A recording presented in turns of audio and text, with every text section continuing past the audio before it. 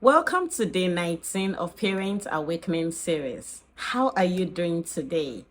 I feel so much joy. It's a beautiful day, and I plan to share the joy with you. So I hope you are feeling joyful as much as I am. I went somewhere some years ago, and a child had taken a scissors and had cut his school uniform, just cut a part of it. And the mom was very furious. And she was going to give the child consequences. And she was like, you know what, first things first, just go to your room. Because by the time I'm done with what I will do to you today, thinking about what to do. And the father says, leave him, he's just a child. Don't worry, come out, don't go to the room. We'll sew it. Of course, you should know what I was thinking, right? What is going on here? What is this? Disunity in parenting will harm your child. It won't do any good to your child, and it won't help you in future as a parent.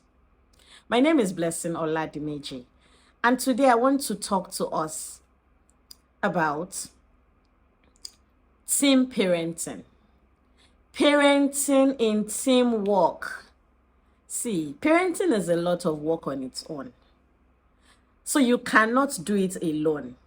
In case you are a single parent and you co-parent with your spouse, you already know that because of those children, you have to settle any bitterness. Like you might have to go for therapy, see a professional counselor to help you, because it is for your child.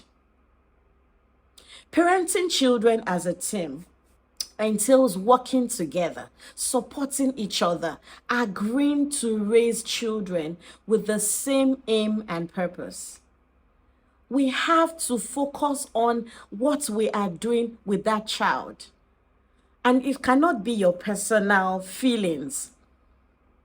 If you keep raising your children with emotions only, you're not going to do a great job at parenting.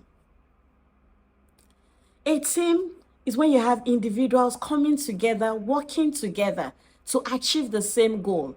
And this is how parents should view the parenting journey.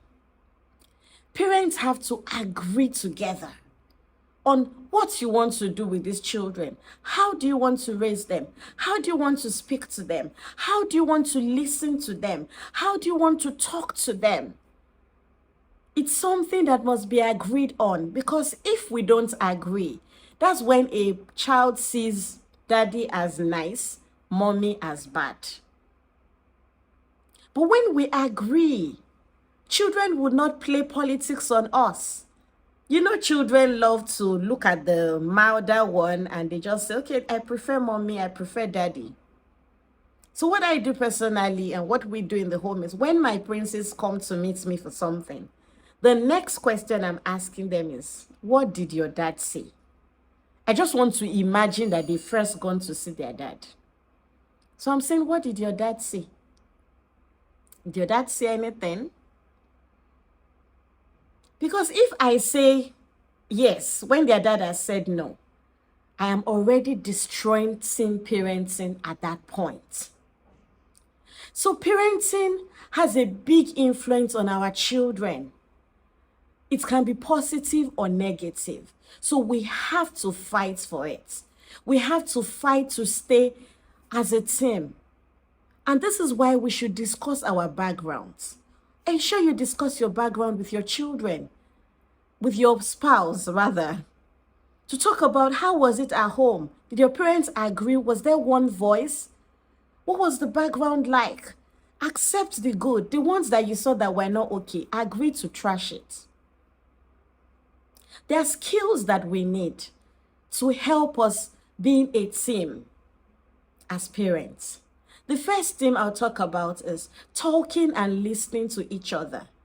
If parents cannot talk to each other and listen, then they will definitely have problem extending such grace to their children. So learn to listen to your spouse. Learn to listen. Don't always feel like your own background was better, your spouse's own was nonsense. No, it's not the right thing to do. You're not helping your children if you cannot talk and listen to each other. And that's why I said that for those that co-parent, please, I am begging, because of your children's future, try to see that you are not constantly in a place of bitterness with your spouse. Because if you are in a place of bitterness with your spouse, it would affect how you will raise the children.